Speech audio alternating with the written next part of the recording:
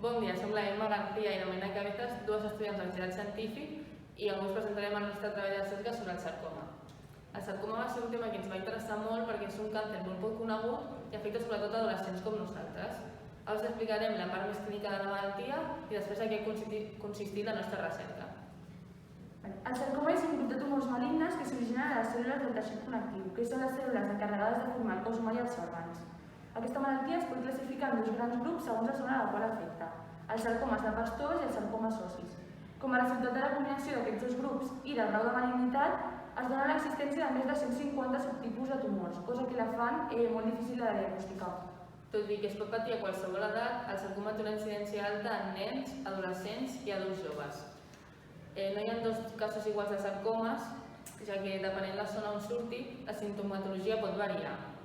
Habitualment es manifesta en forma de tumoració i dolor i com es manifesta en gent jove, es sol confondre amb contusions i es tracta amb fisioteràpia o antiinflamatoris.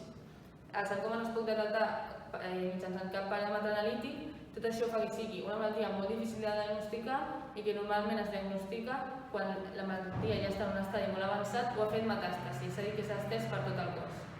La cirurgia és l'únic tractament que pot arribar a ser curatiu pel sarcoma, però no serà l'únic tractament que rebrà el pacient.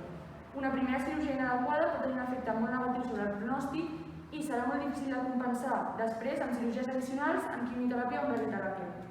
La gran dificultat en el tractament dels sarcomes és que no hi ha dos casos exactament iguals, per la qual cosa l'equip dedicat al tractament d'aquesta malaltia haurà de tenir molta experiència per tal d'adaptar els tractaments existents a les necessitats individuals de cada pacient. El fet que sigui una malaltia minoritària fa necessari agrupar els pacients en centres i serveis de referència, els CSUR, que dels 7 que hi ha en tot l'àmbit estatal, 3 es troben a Catalunya. Des del primer moment que vam voler treballar amb el sarcoma sabíem que era una malaltia molt complicada i tot i que havíem llegit molta informació a internet i algun testimoni vam pensar que la millor forma de conèixer la malaltia era parlar amb algú que l'hagués viscut de veritat. A l'estiu, aprofitant que la pandèmia estava una mica més controlada, vam poder parlar amb diverses persones relacionades amb la malaltia. Tot i que finalment vam poder visitar l'hospital i una fundació, la majoria de trobades van ser a través de videotrucades, cosa que també ens va permetre contactar amb persones de fora de Catalunya. Abans de parlar amb aquests testimonis, però, vam decidir que dividiríem el treball en 3 àmbits, que ens donarien una visió molt més àmplia de la malaltia. Aquests 3 àmbits van ser familiars, associacions i professionals. Però aquest estiu vam tenir l'oportunitat de parlar amb 2 associacions, la Fundació Escali de Sant Pau i la Fundació Maripaz Jiménez Casado. En l'àmbit sanitari vam parlar amb la Romina Ribas, que és responsable d'unitat de recerca del Servei d'Oncologia Mèdica de l'Hospital Sant Pau, i la Claudia Valverde, que és oncòloga mèdica de la Vall d'Hebron. I a l'àmbit de les famílies vam parlar amb el Javier Martínez. A finals d'agost vam visitar el Centre Càlida.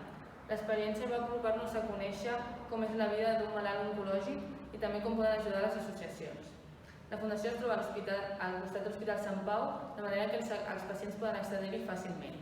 És un espai obert, ambient i dissenyat perquè els pacients se sentin acompanyats, compresos i informats. És un servei gratuït, ja sigui per pacients, familiars o cuidadors. Està pensat perquè complementi el tractament mèdic i no necessita derivació mèdica. A l'entrevista de la Fundació Maripaz Jiménez Casado vam parlar amb Alberto Martínez, que és el tresorer de la fundació i també cunyat de la Maripaz, que posa nom a l'entitat. Ells es dediquen a promoure la formació dels professionals per aconseguir que el sarcoma s'investigui, es conegui i tingui un millor pronòstic. La història d'Alberto és per nosaltres un exemple a seguir perquè després del que havia viscut ell amb la seva família li hauria sigut més fàcil allunyar-se de la malaltia, però en canvi s'hi va voler quedar i lluitar cada dia per, com diu ell, evitar o minimitzar que altres famílies passin pel mateix que ells havien passat. En poc temps de diferència vam parlar també amb el Javier, que és el germà d'Alberto i que ens va explicar el procés de la seva dona, la Maripaz Jiménez Casado. Ella va lluitar durant molt temps contra la malaltia i durant l'entrevista vam poder conèixer aspectes de la malaltia que eren més quotidians i que ens haguessin passat desapercebuts si només haguéssim mirat el sarcoma des del punt de vista mèdic. Aquest testimoni va ser un xoc de realitat i ens va permetre imaginar-nos el procés tan dur pel qual passa un afectat pel sarcoma. A l'àmbit sanitari era el que tenia les entrevistes més tècniques i vam poder conèixer molts aspectes clínics sobre la malaltia. Amb la Clàudia Valverde, a part del coneixement sobre la malaltia, també ens va ensenyar com la implicació que tenen els professionals per intentar que els pacients de sarcoma tinguin una millor qualitat de vida.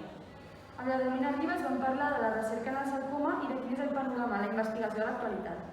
Tot i que d'entrada l'objectiu del treball era aprofundir en els diferents aspectes sobre el sarcoma, conegudes totes aquestes experiències, vam creure que era necessari que el nostre treball tingués una part enfocada a la conscienciació.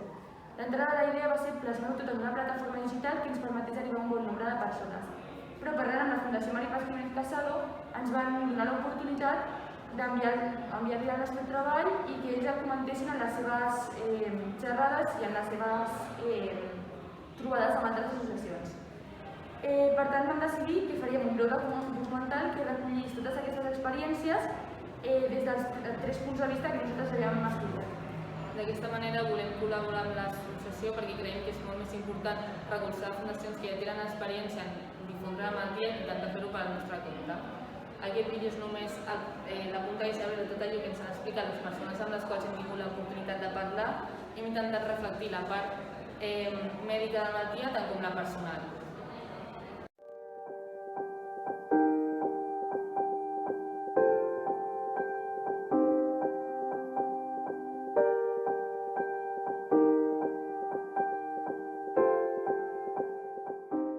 Problemas de esta enfermedad que se confunde con muchas otras o con muchas cosas poco importantes. Esta es una enfermedad que sobre todo se da en niños, mucho más que en adultos y sobre todo en las extremidades, tanto en los brazos como sobre todo en las piernas. Y entonces el principal problema de este tipo de enfermedades es el diagnóstico muy tardío. Se tarda una media de más de 10 meses en detectarlo y en diagnosticarlo y muchas veces cuando ya se identifica pues ya está. El tema está en que el paciente da muchas vueltas a veces, quiero decir, porque muchas veces el problema es que no se sospecha. O sea, una vez que el médico de cabecera o el traumatólogo que lo vea en el ambulatorio tiene una sospecha, entonces no se suele perder tanto tiempo en derivarlo al hospital. El problema es tener esa sospecha.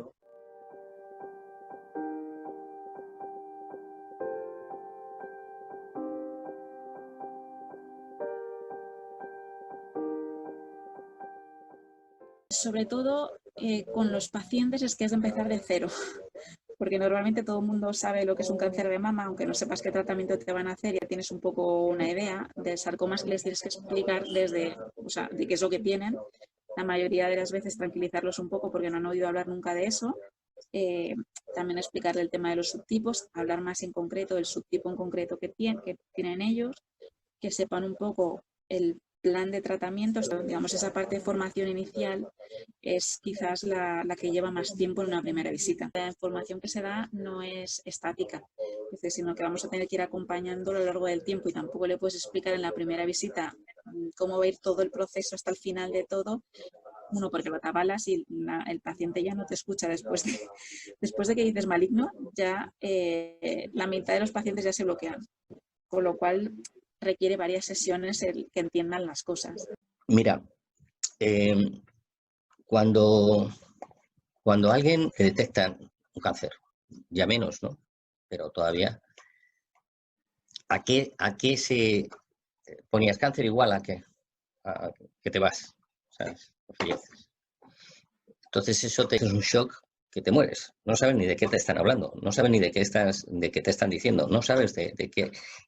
Y de lo que te está diciendo el médico y lo que tú percibes y lo que tú asimilas, pues no llega ni a un 15%. Y estás totalmente desubicado.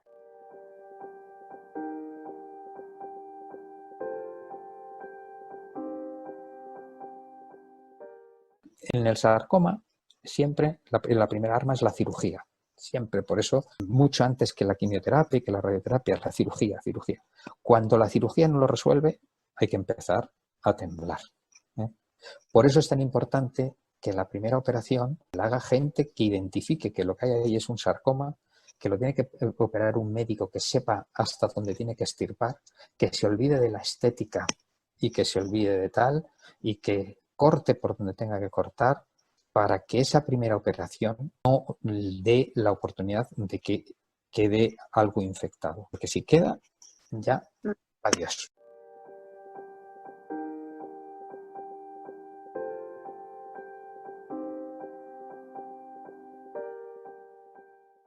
Bueno, mi mujer se notó en noviembre del año 2002 un pequeño bulto en el cuello, más o menos por aquí, y entonces pues el cirujano la vio que era un bultito pequeño y dijo, bueno, no te preocupes, yo te opero y te va a quedar perfecto, va a ser una cuestión, primó mucho más la estética que otra cosa porque realmente creía que era un tema menor. Al operarla sin saber lo que era, pues ya se contaminó toda esa zona y ya pues si era difícil el curarse, ya después de estar contaminado, pues ya fue imposible. Cuando la operaron, analizaron a posteriori el bulto y fue cuando se dieron cuenta de lo que era. Y eso fue pues, el primer gran desastre que nosotros sufrimos. A raíz de ahí se le volvió a reproducir como al año y se volvió a ir al mismo médico, siempre por la vía privada. Cuando se vio que era un tumor cancerígeno, se fue a un oncólogo privado. Estuvimos pasando por distintos cirujanos porque ahí al final la operaron 34 veces. Trataron en muchos hospitales y muy distinto de lo que hubiese sido en la sanidad pública, que hubiera entrado en un único hospital y ahí hubiera estado siempre. Realmente los 8 primeros años las operaciones eran muy sencillas y a los 2 días estaba en casa haciendo vida normal, ¿no? Y los médicos siempre nos decían, y de esto no se va a morir. Y te lo tiendes a creer. Solamente hubo una vez que le dieron quimioterapia y radioterapia, en el año 2004. Y bueno, y funcionó durante pues un año, no tuvo recaídas, pero luego volvió a recaer. La operación de julio del año 2012, ahí fue cuando ya ella vio que realmente el tema era muy, muy grave y muy, muy, muy serio, pero hasta entonces pues había la esperanza de que el tema con una operación y estar 3 o 4 días en la UBI se pudiera solventar. Y ahí fue cuando empezó a haber otra vez la posibilidad de volver a darse quimioterapia y radioterapia para al menos esas operaciones, en vez de cada 2 meses, que fuesen pues una al año. Y ella se negó. El médico le dijo que le iba a hacer un protocolo de quimioterapia y radioterapia, que había cambiado mucho, porque ella obviamente lo pasó muy mal cuando se la hizo en el año 2004, se le quemó todo el cuello por la radioterapia. La quimioterapia le dejó unas secuelas, pues venas, el gusto, no solo ya que se te cae el pelo y miles de cosas, sino pues entonces ella decidió en el año 2010 que no quería tratarse, es decir, yo prefiero operarme hasta que pueda y no tratarme. Mi opinión años después es que si lo hubieran tratado, a lo mejor hubiera podido vivir un año más, pero con una condición de vida mucho peor.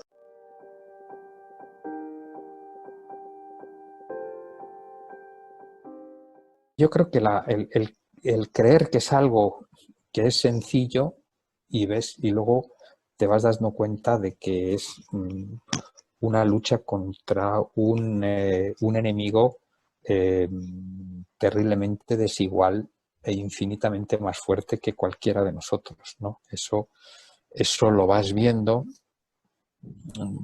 después de cada operación. Yo recuerdo que salía de cada operación y el médico ha salido perfectamente. Y en vez de quitarle, yo qué sé, 5 milímetros de bordes, le he quitado mucho más. Y entonces, pues ahora está absolutamente limpia. Ahí no tiene nada. Está limpia de enfermedad. Yo eso lo he oído 100 veces. Está limpia de enfermedad. Coño, a los 20 días ya estamos, ¿no?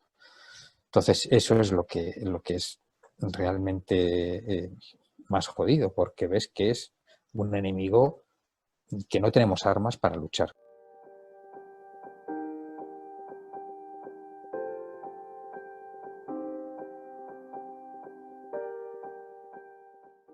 El soporte de la familia en un proceso de sarcoma es fundamental para acompañar al paciente durante el diagnóstico, para darle ese soporte emocional que tanta falta hace y luego durante el tratamiento para acompañar. Sí, por supuesto, por supuesto. Es muy importante.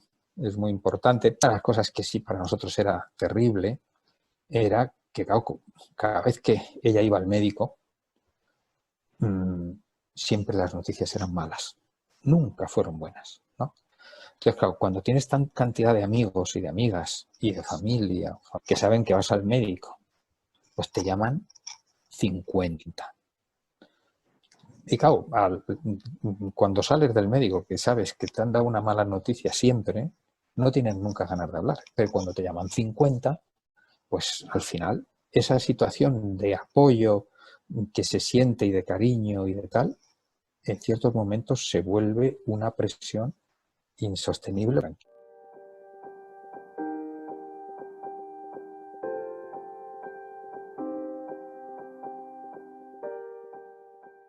Poquísimo, de todo.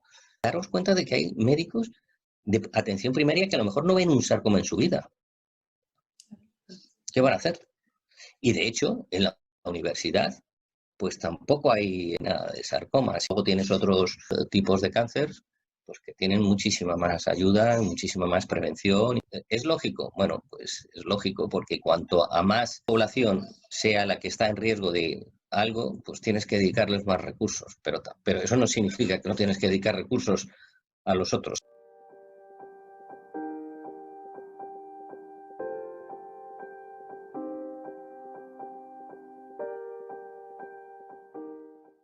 Darlo un poco a conocer, tanto en la sociedad como en el resto de la comunidad médica, para ayudar a reconocer los pacientes más rápido, crear circuitos de diagnóstico rápido, de derivación temprana, para no pasar estos 6 meses o el año que pueden llegar a pasar algunos pacientes dando vueltas, porque esto modifica seguramente el pronóstico de los pacientes, y luego la investigación. ¿Dónde podemos colaborar? Pues mira, podemos colaborar sabiendo que el sarcoma es algo que existe, que hay muy poca avance en los tratamientos, muy poco.